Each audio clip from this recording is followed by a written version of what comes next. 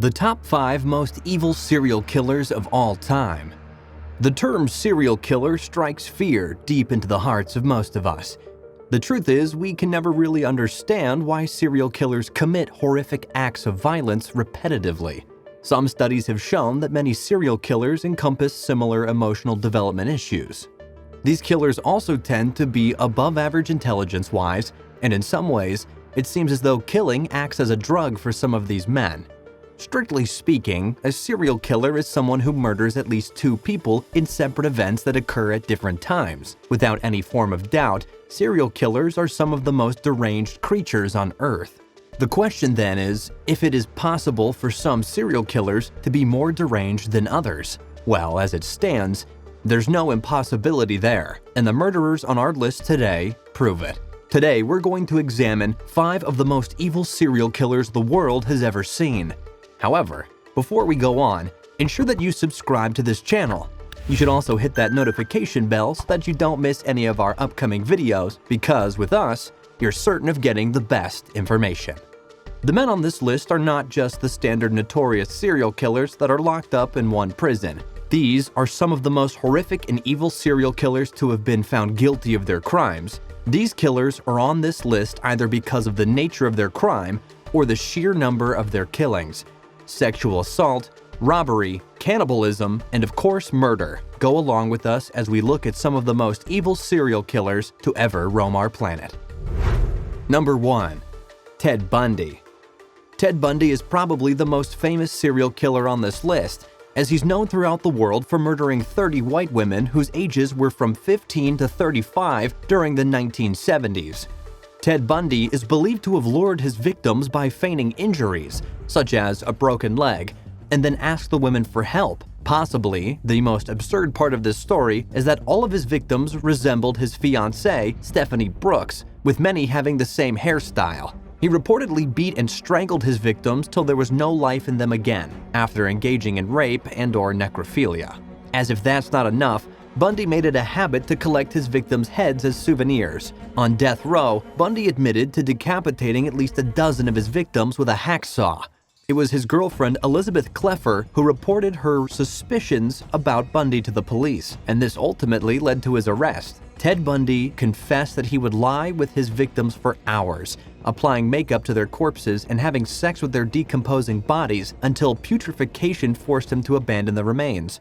Having been found guilty, Bundy was executed in the electric chair at 7:06 a.m. local time on January 24, 1989.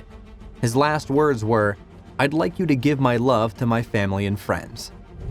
Number 2. Albert Fish.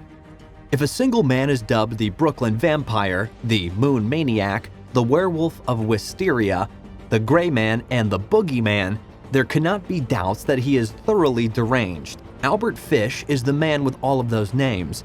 He was tried and found guilty of raping, killing, and cannibalizing 3 children in the early 1900s. However, during his trial, Fish claimed that he had murdered over 100 children, going on to boast that he had children in every state.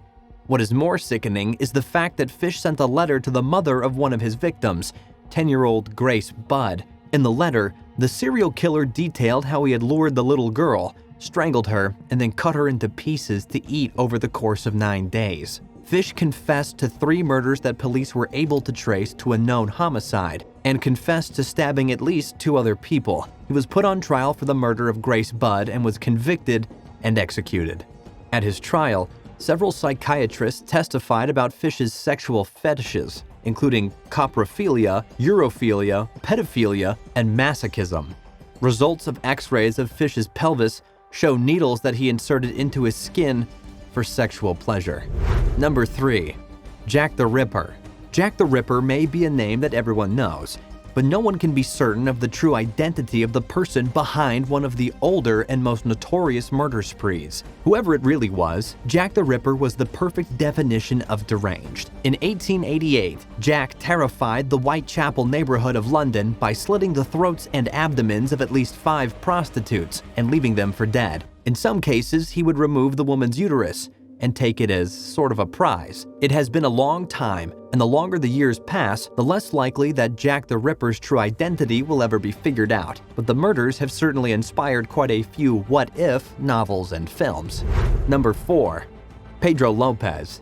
Pedro Lopez's deranged killing spree is terrifying enough, but perhaps even more terrifying is the fact that one of the world's most prolific serial killers might still be out there. Not to scare you, but Pedro's whereabouts are currently unknown. The Colombian claims to have raped and killed more than 300 women across Colombia, Ecuador, and Peru. At least 100 of these were tribal women, and in 1980, the monster of Andes was arrested and led police to the graves of his 53 preteen victims. Pedro Lopez was found guilty of murdering 110 girls in Ecuador, although he later confessed to an additional 240 murders in Peru and Colombia, and was declared insane. In an incredible turn of events, Lopez was released in 1998 for good behavior, and although there are plenty of rumors about where he might be, no one can confirm exactly where he is today.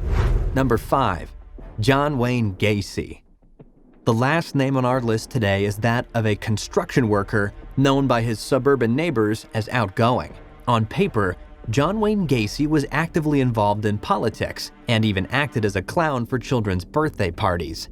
However, John Gacy was no clown. He first came under suspicion in 1978 when a 15-year-old boy who was last seen with him went missing. Although that incident was not the only time families of missing boys had pointed accusing fingers at Wayne, but for some reason, it was the first time authorities took them seriously. Soon after, a search warrant granted police access to Wayne's home, and they were greeted by the smell of nearly 30 bodies buried in a 4-foot crawl space under the house.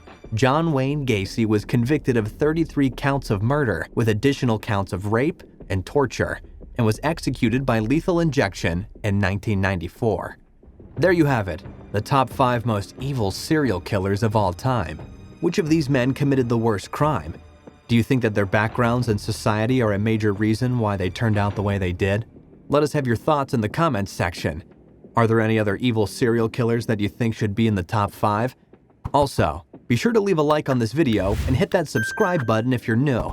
Hit the notification bell while you're at it. That way you can be sure not to miss any of our videos ever again. Thanks for watching. See you next time.